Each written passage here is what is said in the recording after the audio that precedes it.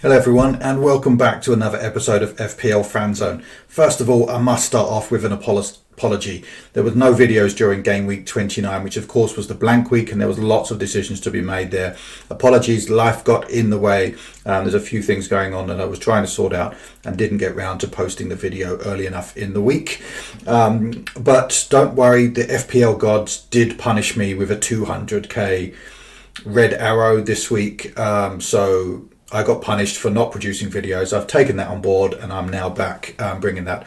Also, we have a new leader in the FPL Fanzone League, Mika Sharma. Congratulations, you are now on top spot, overtaking Brandon, who's been sitting there for several weeks. The league code for those that are new around here is on the screen. It is free to join, and the winner will get to choose which Premier League t-shirt they want and which Premier League shirt they want, and obviously I'll buy that for them at the end of the season. Also, if you're new around here, don't forget to hit like, hit subscribe if you want to see upcoming videos. There's going to be a lot of talk around the fixture changes after the FA Cup results later on, before game week 30 deadline as well. So there'll be a new strategy video coming out with what to do with chips, what to do with the new doubles and blanks and everything else that's going to happen, and we should know that before the end of the month. So also, just on that note, the game week, there are no more game weeks in March. So do feel free to just not watch this video, take some time off, enjoy life, and then look at coming back in the last week of March, when there'll be lots of videos and updates after the FA Cup rounds. But without further ado, let's get started. So as I mentioned, before game week 30, we currently have the international break happening at the moment, which in Australian time will run between the 22nd and 24th of March. Then we'll have a couple of days rest before the FA Cup fixtures take place between the 29th and 31st of March. Now they're really important for the rest of the season, because they will decide who is going to blank in game week 34, because obviously there's a clash with the FA Cup semi-final and game week 34. It's all on at the same weekend, so therefore they'll potentially be moved to earlier game weeks, in game week 33 as a double, or potentially later to game week 36.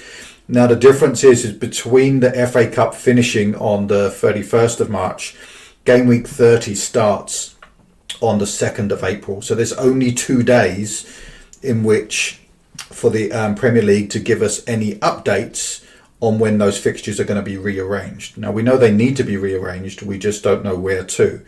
Now the likelihood is because the FA Cups finish on the Friday and the game week starts on the Tuesday, that we're unlikely to get an update on when those games are rearranged. So we'll know who is blanking and who will double elsewhere, but we just don't know when those doubles will be. Now actually, between game week 30 and game week 31, there's actually just a 1 day turnaround. So the Tuesday to Friday is game week 30, and then on Saturday game week 31 starts. So there's actually very little turnaround again for the Premier League to do that, but we are expecting, but that then gives 5 days in total for the Premier League to tell us when they're going to rearrange those game week 34 ones as well. So for those that are looking at wildcarding, and I know some talked about it in 29, there's a lot of content creators now talking about it in game week 30. Ideally, you want to wait until we know when those rearranged fixtures are after the FA Cup, because then that'll allow us to plan our chips much better and get better results moving forward. So the plan is try and hold off until game week 31, but at least this week don't wait until make any transfers until after the FA Cup and international friendlies, because of any particular injuries. I saw, for example, Anthony Gordon came off with a bit of a knock after the England game earlier on today as well. So yeah, just right now hold off. And as I said earlier in the video, you don't have to watch this all the way through, because a lot of it will be just, we don't know what's happening until after that FA Cup. Then we'll have a couple of days to make those final decisions, and there'll be videos, of course, coming out with updates on anything that comes from the Premier League as well. So with that in mind, before we hit the game week 30 deadline, we will know who has made it through to the next round of the FA Cup. And as we know at the moment, there are 7 teams that are still Premier League teams. Sorry, there's 8 teams in. There's 7 Premier League teams that are still in the FA Cup. Bournemouth, Man City, Fulham, Crystal Palace, Brighton, Nottingham Forest and Aston Villa. The last team in there is Preston North End, and good luck to them in the FA Cup. But the results of these games will have a huge impact onto who will double and not. So you can see here on the graphic on the right, we have the Game Week 34 fixtures. The teams that have green dots next to their name, so Chelsea, Everton, Liverpool, Spurs, Newcastle, Ipswich, and Wolves and Leicester, all have a fixture in Game Week 34 because they've already all been knocked out, them and their opponents, of the FA Cup. Now, all of the other fixtures, apart from Man City, Aston Villa, have one team already knocked out of the FA Cup. So if their opponent gets knocked out, so let's take Arsenal, Crystal Palace. Now, Crystal Palace are playing Fulham in the FA Cup. If Crystal Palace get knocked out, then Arsenal, Crystal Palace will play in Game Week 34. If they don't, then Arsenal and Crystal Palace will not play in Game Week 34, and most likely, according to some of the fixture experts like Ben Crellin and Planet FPL, will suggest that they're going to play a double in Game Week 33. So I won't go through all of the permutations, but the Crystal Palace Fulham game is probably the most interesting because Crystal Palace are already doubling in Game Week 32 and therefore could potentially have a double for Game Week 32 and Game Week 33, but then would blank in Game Week 34. I will do a more in-depth strategy video after these fixtures before the Game Week 30 deadline, so that will make a lot more sense moving forward. But the only game that's really likely to go through to certainly blank in Game Week 34 is Man City Aston Villa, and that's because both of them are still in the FA Cup, and both of them are favourites to go through. It only needs one of them to go through for that game to not be played in Game Week 34. Now, Villa are playing Preston North End, and Man City are playing Bournemouth. Both of them are expected to go through, so we do expect that game will be blanking in Game Week 34 and be moved forward to Game Week 33. But there is obviously the chance that if Bournemouth and Preston North End both win, then that Man City Villa game will be on. So again, lots and lots of permutations. I won't go through all of them, but this is just an overview of what's going to happen before the Game Week 30 deadline that will tell us exactly who's going to blank in Game Week 34. And if you weren't confused enough, here's a few more ifs, buts and maybes. So this is what we know about the fixtures now between now and the end of the season. So currently we've got the internationals, then we've got the FA Cup before Game Week 30. We've got Game Week 31, which is like a day between. Then before Game Week 32, we've got the European games. And now we know there's a double in Game Week 32 with Newcastle and Crystal Palace already both having doubles in that week. Now we do expect that Game Week 33 will also be a double. It's not confirmed yet, but we do expect that to be confirmed by either Game Week 30 or 31. And of course, I will drop a video as soon as we know when that is. So don't forget to hit subscribe, hit that notification bell if you want updates when those videos come out. In Game Week 34, we know that the FA Cup quarterfinals are on the same weekend as that, so we do expect there to be the Premier League teams that are through to those quarterfinals will blank in Game Week 34. Then we've got the Champions League and European games again, but we'll also know at that point which teams have made to the FA Cup final, which will potentially blank in Game Week 37 because it's on the same weekend as Game Week 37, and the likelihood is then, again, according to the calendar experts, that they will move to Game Week 36 potentially, depending on obviously who gets through on that as well. And then obviously we then hit the end of the week, so end of the season. So there's not a lot of game weeks left, but this is just an overview of where things are standing at the moment and where we expect the blanks and the doubles to come between now and the end of the season. Now let's move on to something a little less confusing, Game Week 30 itself. And these are the fixtures for Game Week 30. As I said, it's a very short game week, as in the fixtures will happen over 3 days, and then Game Week 31 starts on the Saturday after. So Chelsea Spurs are on Friday, and then the next game week starts on Saturday. So there'll be very little time to set up wildcards or to make changes in your team. So do be really conscious that Game Week 30 is very, very short. on that as well. So let's have a look at the fixtures. According to the fixture difficulty rating this week, Bournemouth, Crystal Palace, Liverpool, Man City, Newcastle, West Ham and Wolves all have green fixtures this week. And then, of course, on the other side, you've got Everton, Spurs, Man United, Leicester, Fulham and Brentford all with red fixtures this week. So start to think about what your team's going to look like going into game week 30, whether we get that information before and potentially look at wildcarding, or whether we can just manage that with our free transfers that we've got, if we've got any left over after the blank. Looking a little further forward and over the next 5 game weeks, these are teams that, according to the fixture ticker and fixture analyzer on Fantasy Football Hub, these are the teams that have good fixtures. So you've got Newcastle and Crystal Palace both have already have a confirmed double in game week 32. Crystal Palace potentially will double again in game week 33, which is why the Arsenal fixture in 34 is asterisked. Same with Bournemouth, they will potentially double if they go through in game week 33 and then blank in game week 34. Wolves have a really good run of fixtures and that continues on. It's just a shame that Cunha has been suspended. I think he's back potentially for the Ipswich game. And then, of course, Liverpool.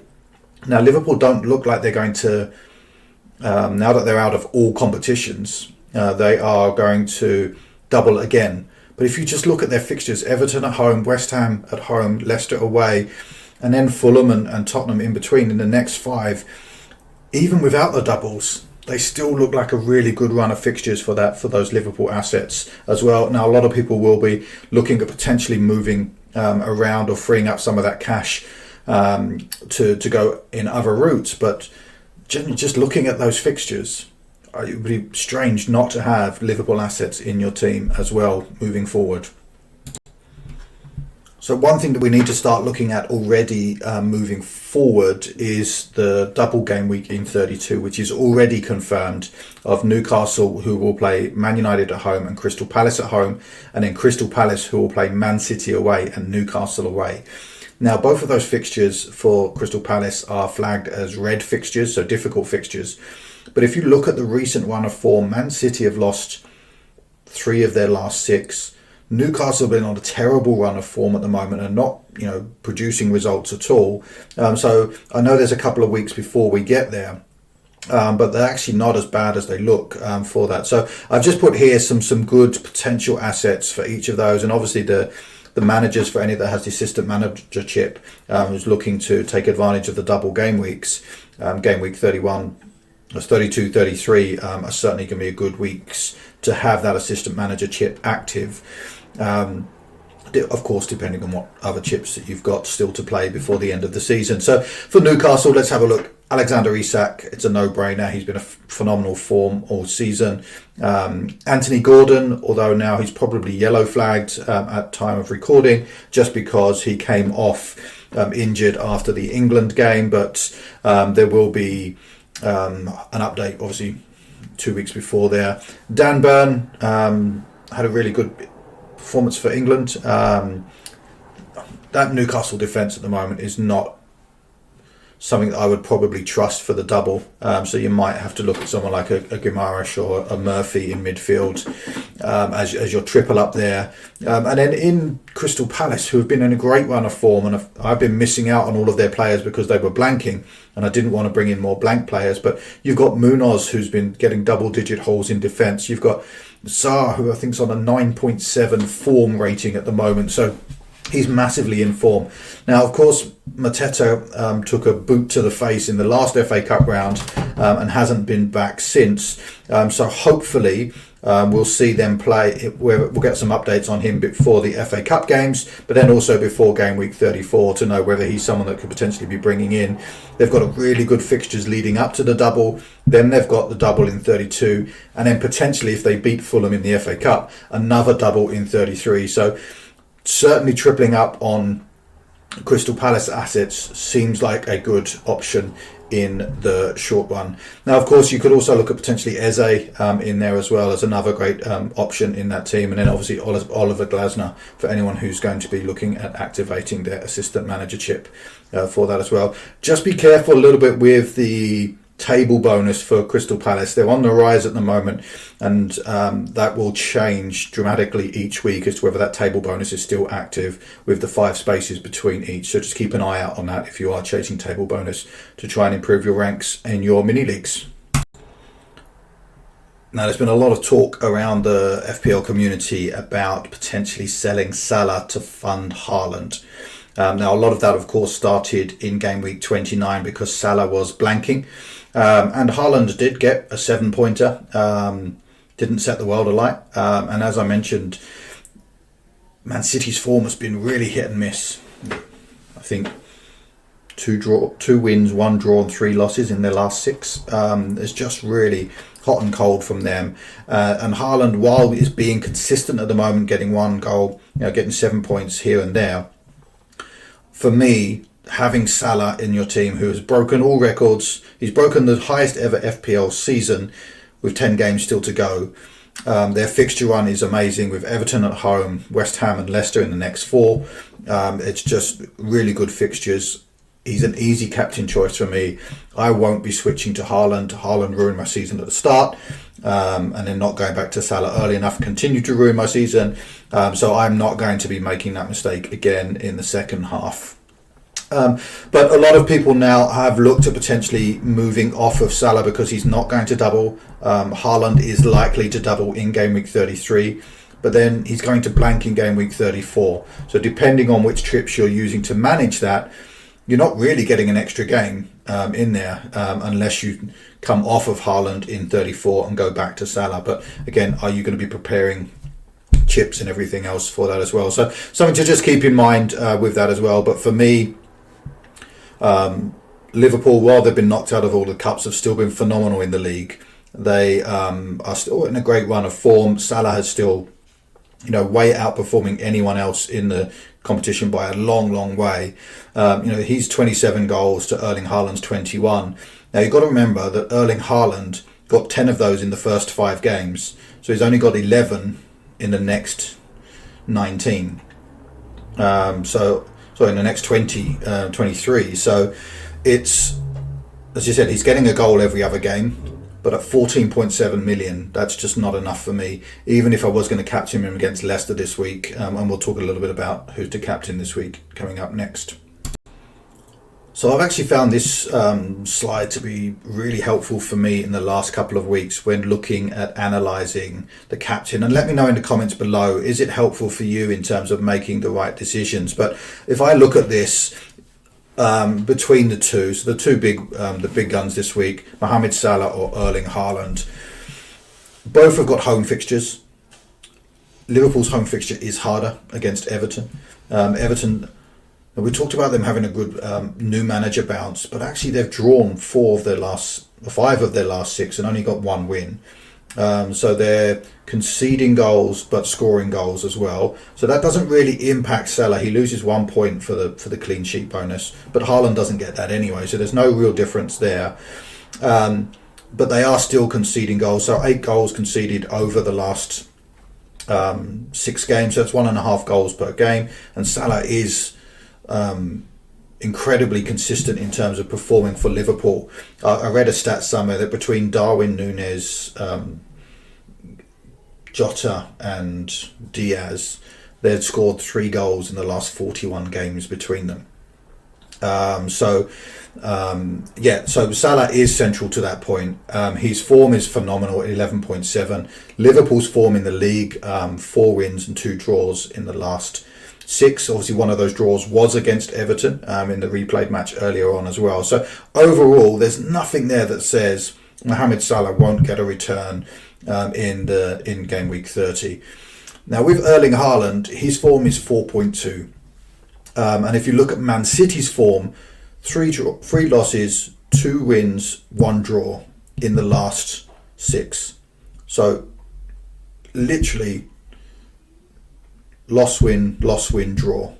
it's not a great run of form on that as well. Haaland is getting goals, as I said, on average about 1 in every 2 now since game week 5, and they've got Leicester at home.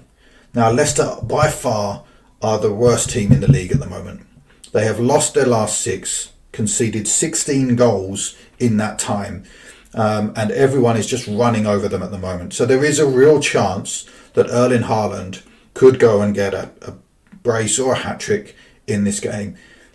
If I thought Man City were on a consistent run of form and that all of their players were playing to their real ability, like we've seen of Man City of old, it'd be a no-brainer. Erling Haaland would be my captain for this week, and I'd have found a way to get him in. But he hasn't, and he's not been consistent. The rest of the team have not been consistent. Now, I do expect them to still beat Leicester, and maybe Erling Haaland does outscore Mohamed Salah this week, if you have him. But just for me, Salah is the safer bet. They're in a better run of form. He's in a better run of form. So for me, the captain's choice is Mohamed Salah. Erling Haaland, I don't have an issue with people going for him because the Leicester fixture itself is such an easy target for that as well. But for me, I decided not to sell Salah to fund Haaland. I did have a way to potentially sell Palmer to fund Haaland, but that would require me to take a -4. And if I'm taking a -4, is it really worth it? Not sure at this stage. But let me know in the comments below, who's your captain choice for this week? Maybe it's not one of these two. Maybe it's one of the others that have great fixtures this week. Let me know in the comments below. Now we're just going to take a quick look at my team, and my season is rapidly falling apart. So after game week 17, I think I was 5 million in the world, and I've slowly been clawing my way back up. But in the last couple of weeks, I've taken a couple of big hits, especially in game week 29, where I lost 200,000 places. So I'd understand if you don't really want to watch a team that's sitting at 1.3 million in the world and understand what's going on there. But I'm always going to talk through my decisions and what made me make those choices. So I'm going to sit here and eat a bit of humble pie. Pray again to the FPL gods to give me a green arrow this week. Also, if you've got this far into the video, I am a new channel. It would be really, really helpful if you could hit that like button, hit subscribe if you're new around here, and hit that notification bell if you want updates for the upcoming fixture changes that are going to be announced any time now in the next couple of weeks. So again, hit that like button, hit subscribe if you're new around here, and that notification bell if you want updates when new videos are coming out.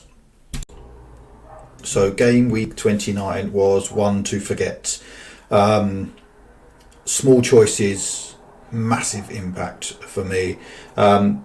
First one, I'm not entirely sure why I did it, but I went for Aina over over Milenkovic. And Milenkovic got 11 points and could have got a lot more if they'd have kept their clean sheet. They conceded quite late in the game.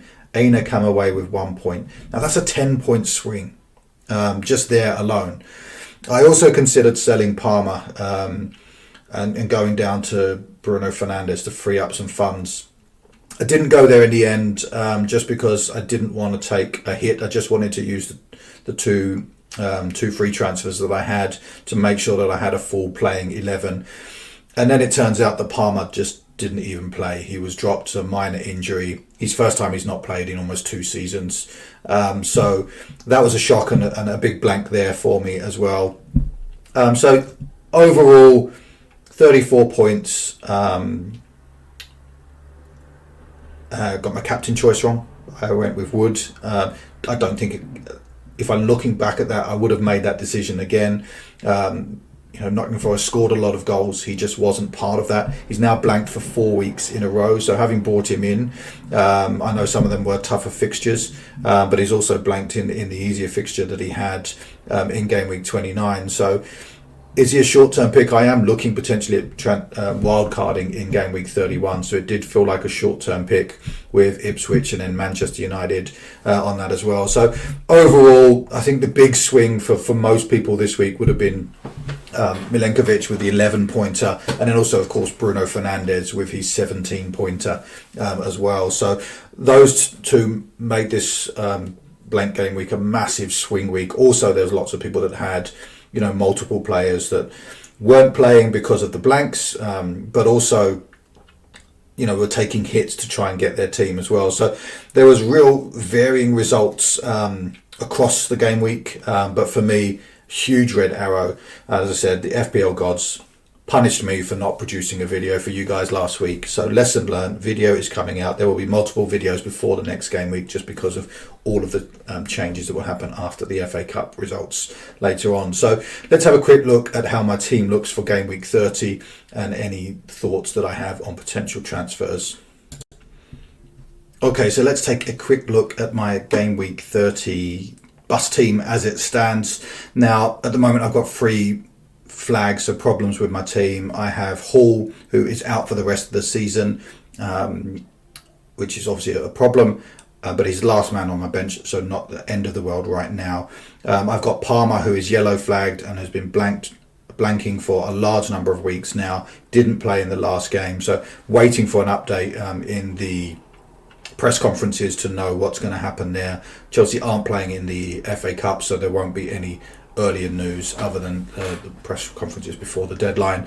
And then lastly, Ollie Watkins with a yellow flag. He came off in the last game with a knock. Now they will be playing in the FA Cup, so hopefully we'll get some positive updates on there as well. So potential replacements for those for my team is Munoz is an easy switch for Hall, and then I could drop Aina onto the bench. For Cole Palmer, in the short term, I could look at bringing in Bruno Fernandes. He's on a great run of form at the moment. A lot of those are set pieces. They're either penalties or free kicks, but he's still getting the goals. He's still getting the points, and obviously he absolutely decimated my rank last week. So could potentially look at bringing him in for Palmer. And then with Watkins, looking at, it was always to play him up until game week 29 and look at bringing back Isak, who has the double moving forward as well. So the other option I could potentially do is move Palmer down to someone like Ismail Assar from Crystal Palace. I was also looking at potentially Anthony Gordon from Newcastle, because both of those will have that double in game week 32. So just starting to look about what I've done. I've only got one free transfer. I've got 1.4 million in the bank, so it does give me some flexibility. I've got to consider whether I'm going to take a hit this week to do that, but right now I'm not making any final decisions until after the FA Cup results later on in the week. But let me know. Look at my team, guys. I need your help. I'm down to 1.3 million. The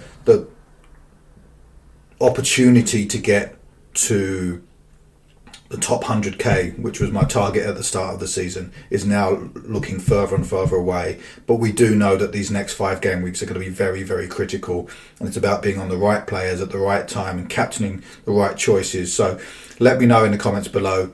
I know a lot of you are already beating me in my own FPL Fanzone league, so let me know in the comments below, who should I be looking at with my transfers this week? Should I be taking hits? And let's see if we can get back on the green arrow train. So once again, everyone, thank you for watching FPL Fanzone. As I mentioned, I am now back on the making videos train, and there will be updates before the game week 30 deadline with the fixtures that we know will be blanking in game week 34 after the FA Cup results. So in summary, hold off. Wait until before the deadline when we'll know a lot more about what's going to be happening on later on and chip strategies and everything else before making any transfers, especially due to injuries and the like. So thanks again for watching. Hit that like button if you've got this far in. Hit subscribe if you're new around here. And may all of your arrows be green.